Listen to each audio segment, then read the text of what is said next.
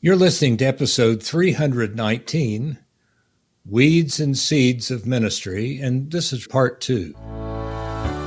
Welcome to Transforming Missions Podcast, providing you with insights and resources you need to lead a movement of Jesus followers.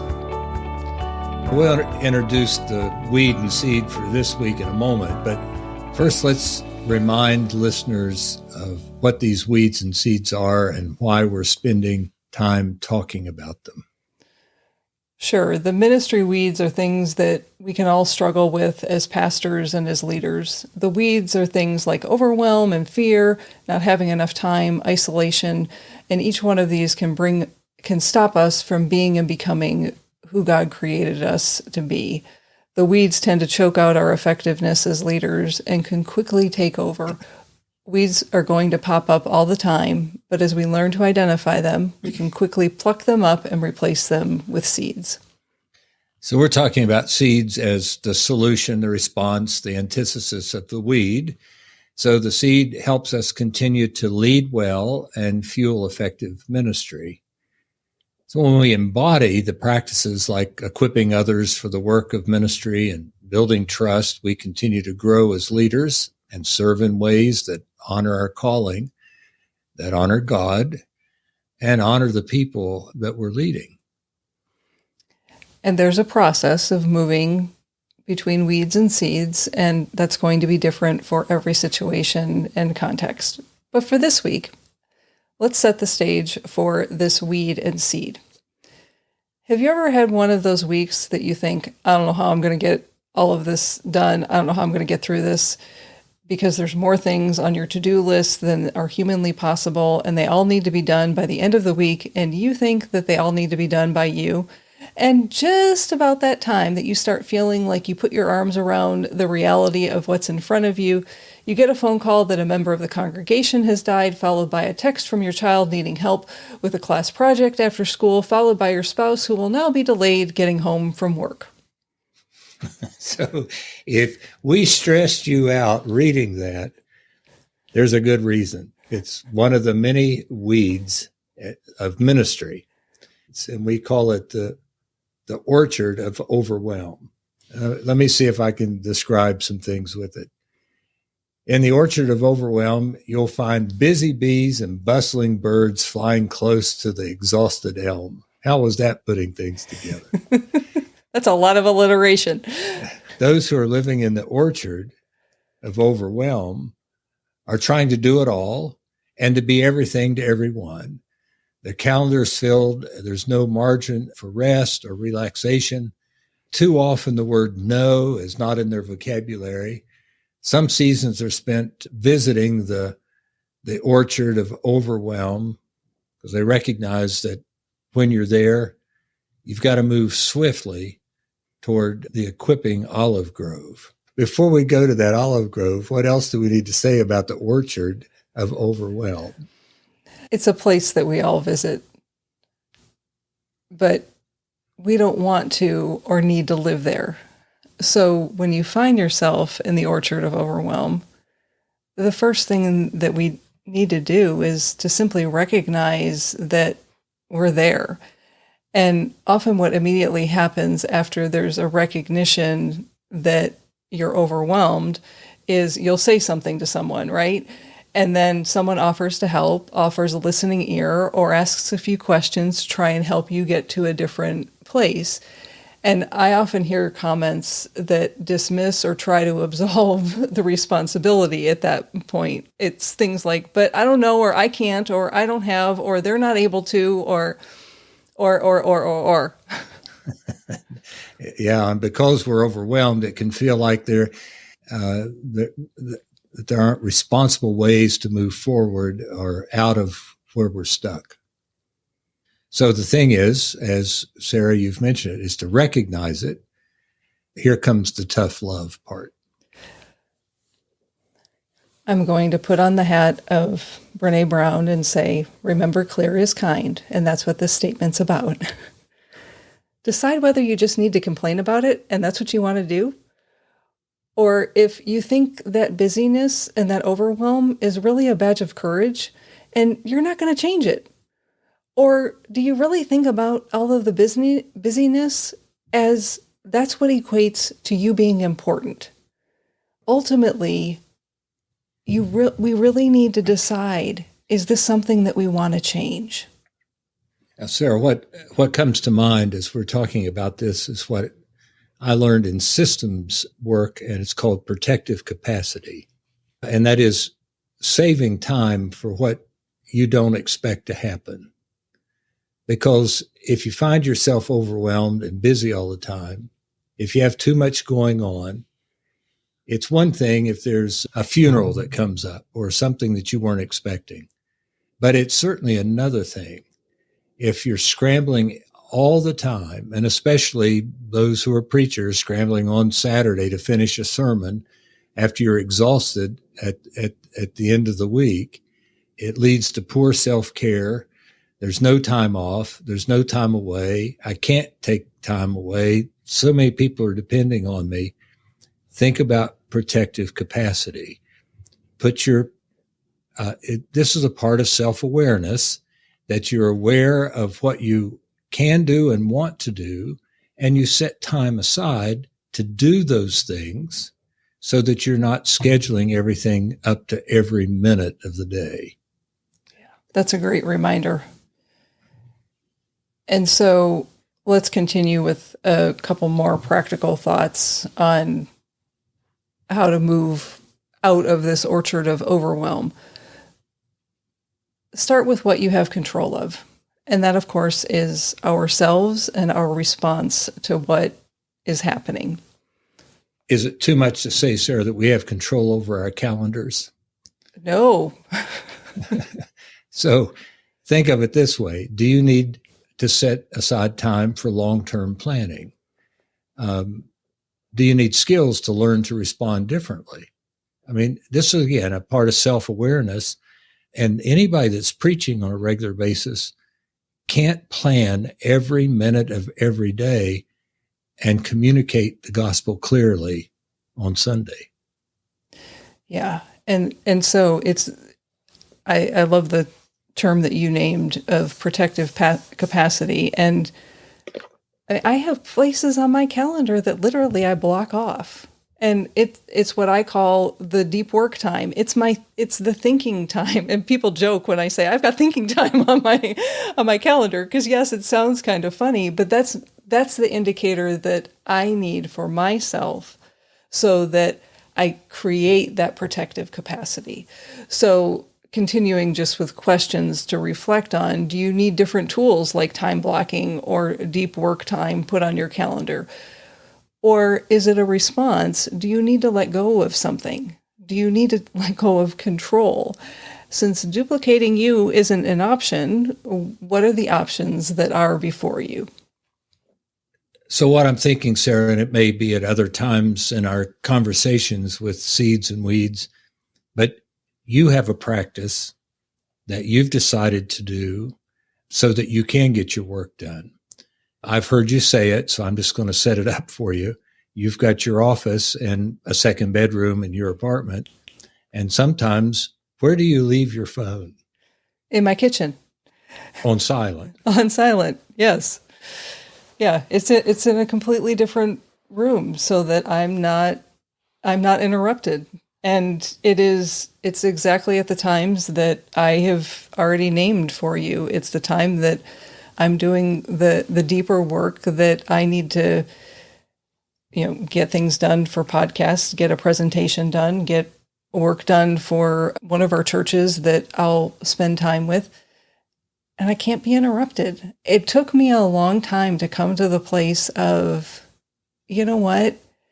If someone needs me, and if it's an emergency, there are so many ways that people can get in touch with me that they will find me if they really need me. And the reality is if my phone is sitting in my kitchen for an hour and a half, 99.999999999% of the time, if there's a phone call that comes in or an email or a text message, waiting 90 minutes to respond to it isn't going to matter. Now, I know that I say that as someone who doesn't have children, and some of you do. And that can be harder because you might get a phone call from the school. There are situations and circumstances. So hear me say that I recognize that, but there's also, it's 90 minutes. And what I finally had to come to grips with was me carrying around my phone and looking at it all the time. It was really my ego. That made me feel important. Oh, people need me and want me. Let it go, Thomas. It's not about you. And then when I recognized what was that about, I mean, for some people, it's just boredom, that's what they're wasting time. They're bored, and so they're scrolling on their phone. You need to decide whatever it is for you so that you can move out of that orchard of overwhelm and into a healthier place where the seeds are being planted. That's a good segue. Just want to be able to say that the orchard of overwhelm, we create ourselves. Bingo. By holding the phone in our hands when we have the time to do what we want to do, but continue to look at the phone for what's coming next. So this is where the second seed comes in. This is where we can begin to think about it in a positive way. To replace the orchard of overwhelm, you can move to the equipping olive grove. And in the equipping olive grove, people are empowered for the work of ministry. So if I may speak to our pastor colleagues here for a moment, and I can say this in a couple of different ways. For those that have been called to pastoral ministry, oftentimes it was in the midst of doing ministry that there was a calling to pastoral ministry, that we felt God inviting us to lead in some way. We all have a calling. And that's why I said I can say this in multiple ways. Every single one of us has a calling. It comes out of our baptism. The point of me saying that is in the midst of doing ministry, if you felt a call to pastoral ministry, there's something important that we need to recognize here. And that important distinction that I think we can overlook is leading ministry has different elements than doing ministry. Can you say that again for the people in the back? Leading ministry has different elements than doing ministry. And can I say it in a slightly different way? Sure. Pastors, it's not your job to do everything in ministry. Period. Okay, so here's an example of the equipping olive grove, a way that you might move through the equipping olive grove. Let's say that you have a group of people that want to serve with ministry partners in your local community. And for the sake of argument, let's just say that there are 8 different ministries, and you're going to connect people in relational ministry to all 8 partners on the same day. There's no humanly possible way for you as the leader to be in all 8 of those places, right? So what's the leader's role at that point? Equip people to lead in those 8 locations. What's that look like? So that's the first question to ask, right? Is what's the leader's role? And it's helping the people that you're equipping to know where they're going and who they're meeting. You know, that's at a very basic level, but it also means helping people, the folks that are going to lead, tend to the needs of the group. So let's say you've got parents and kids serving together. What are the dynamics of that? If there are teenagers who might be dating and serving together, what are the dynamics of that might need to be tended to? If someone has a medical need that will need to be cared for while serving, say someone is diabetic who might need to test their blood a certain amount of time after a meal. How are you helping to raise awareness so that people feel equipped for all of the different dynamics that are happening around that to go out and serve? And there's also the setting the context. I mean, you might do that with a large group. It doesn't have to be a large group. It may be a smaller group. If you started with a Bible study and you sent people out to serve, you know what we've talked about in the past, like debriefing at the end of the time together. We're helping people name where they experience and witness and see Jesus. Where did you see the light of Christ? And why did you, at that moment, what was going on? Because transformation happens in reflection. The whole point of us offering that example is to hopefully illustrate what just happened there. We've taken 8 people and helped them to learn how to lead a team of people. So the next time you have one of these days that you're serving out in the community, let's say you are the pastor and you have a wedding the next time that they're serving.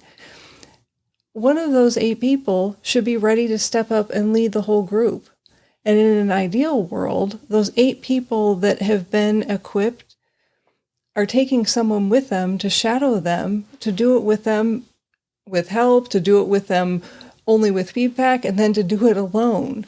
That's what it takes to equip people. You're teaching people how to step into things. And the first argument people are going to offer is, yeah, but that takes time, and I don't have the time to do it. But do you see what happens? If you do it once, that time gets freed up. Yeah, and understand, and this is a good thing, you'll need to train people again, but you also train more people. You train a team of people who are then trained to train others, and you've got to, as you empower people to work for ministry, you're setting them free, and you don't have to be present for all of those things. Right. So let's move to the characteristics of the equipping olive grove. Okay, here people have the opportunity to know their strengths and passions for ministry. They've been deployed for the work of ministry. And Sara, you have something, have said things about strengths and passions for ministry at this point, which really is helpful. Yeah, so you all have heard me talk about Clifton Strengths, and it's a wonderful tool that highlights the natural way that people think and behave. It's really about how you go about doing things, so it's not going to tell you who should do a task, but it will give you insight about how they might go about doing something. So part of the task of equipping people for the work of ministry is understanding first what you need people to do. And sometimes that's the hurdle that we have to get over. And so think about, do you need people to facilitate groups like the example that we offered? Do you need people to lead a Bible study? Do you need people to serve as a liturgist? What are the things that you are asking people to do? And identify the skills needed for those tasks, and then move to having conversations about passions and strengths. Any strength, hear me loud and clear, any strength can do any task or be involved in ministry. But if how it needs to be done conflicts with someone's strengths, you're likely asking for trouble. And that's why I appreciate the Clifton Strengths tool, but for most of the things that we do in ministry, it's not the how that is important. And our job as leaders is to free people up to say, great, Tim, this is how you're going to go about doing this. Take this Bible study and run with it based on what your strengths and your passions are and how God has gifted you to lead. You don't have to lead a Bible study in exactly the same way that I've led it. And once we understand those differences about one another and how we go about doing things, people then get freed up to be who God created them to be. Well, you are accomplishing the tasks of ministry. So let's talk about equipping Olive Grove, because Sara, I think you would know I would go to this place. It's a focus on relationships, bringing about ministry. And as we talk about the strengths of people, I remember a time in a church where one of the people who was very active in the church taught a fourth grade Sunday school class. She loved teaching that fourth grade Sunday school class because she had identified in her life that faith was very important to her. That was in those days, it was spiritual gifts and it was faith. But she was also very strategic, and she was a person who could make things happen. Because she worked for a company, a worldwide company that she traveled, she had lots of responsibilities around finances. And in fact, I think she was a finance person for IBM and traveled the world. Any position we put her on in the church had to do with finances because she dealt with finances every day in different contexts and large amounts of money. But when I sat down and talked with her about what she would like to do, she said, I love teaching the children because I get to talk about faith. I don't get that energy when I talk with the endowment committee. I don't get that energy when I talk with the finance committee. So we talked about how she could use her faith in finance and with the endowment committee. And at that time, there was a book that was, I don't remember the name of the book, but it was the story of a church. It was a Presbyterian church raising money for something that they took $10,000. They gave 100 people $100 apiece and told them to multiply it over the next 90 days. Well, I gave her that book and she came back and said, "This is wonderful. Can we do this?" And I said, "Sure." So she went back to the foundation where it's their job to bring money in and protect it, and used her gifts of faith where she was energized and said, "Why don't we do this? And we can raise $100,000 for a hospital in Africa." Well, they laughed at her. But I got somebody else on board with it who thought it was great, and they both worked together. And the bottom line was $119,000 later, they were giving money to a hospital. It was a financial campaign that actually brought the church together because it was focused upon who she was and using the strength she had of faith. It's not one of the strengths that comes with Clifton's strengths, but the faith piece that helped her live into, that gave her the passion, that was her passion. And so she used that along with what she did every day to help people move into being who they were supposed to be. The bottom line was we were equipping an olive grove there, and it brought people together. Several hundred people that raised over $100,000 in 90 days. And all pointed to the importance of relationships in the midst of all of that. Thank you. I'm sorry. I got away from the relationships, but that's the whole point to the story, since I forgot the point. So thank you for that story and illustration of that part of the Equipping Olive Grove. So one of the other characteristics of the Equipping Olive Grove is that the words "we've never done it that way" aren't spoken and never will be spoken in the Equipping Olive Grove. Yeah, we've all heard that phrase. I mean, if you've been in ministry for a week, you've heard that phrase. So what if the tradition becomes not doing it the way it's always been done? I think I'd appreciate that church a whole lot. So maybe we can wrap this up with an example of what a leadership conversation might look like in an equipping olive grove. So can we go back to the example that I offered about sending out teams to serve in ministry? So after you've helped people learn how to be an effective group leader. And this could be staff, this could be lay leaders, this could be a team of people that are leading Sunday school classes. It doesn't have to be people that you're sending out to serve in ministry. Just an example. The question is, how can I best support you as you lead this group?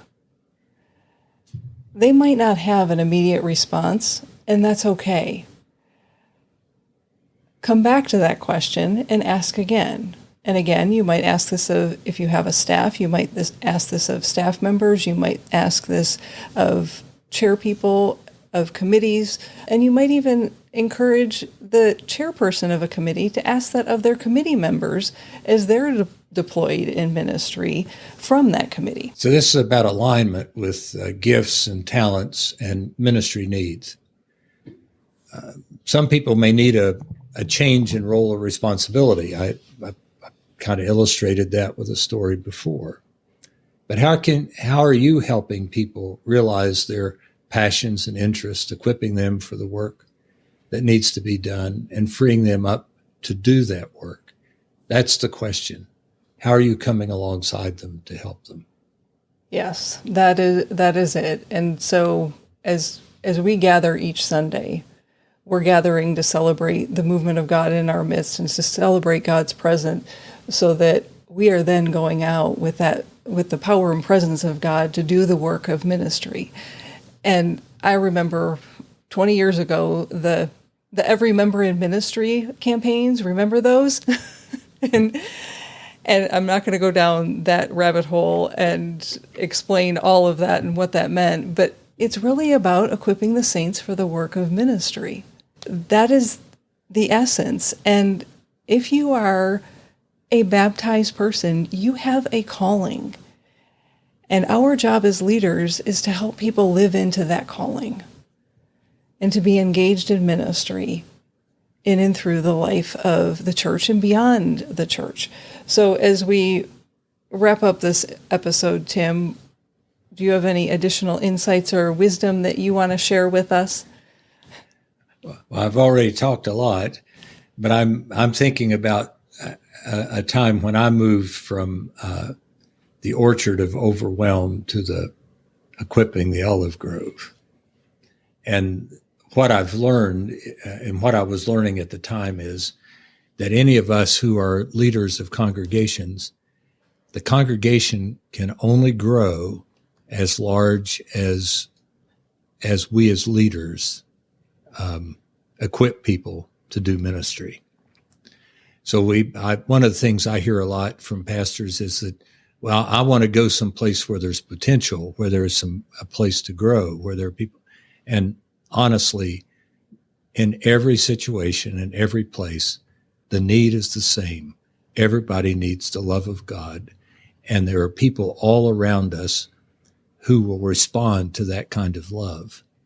If it's based only upon you as the leader, you can only love so many people.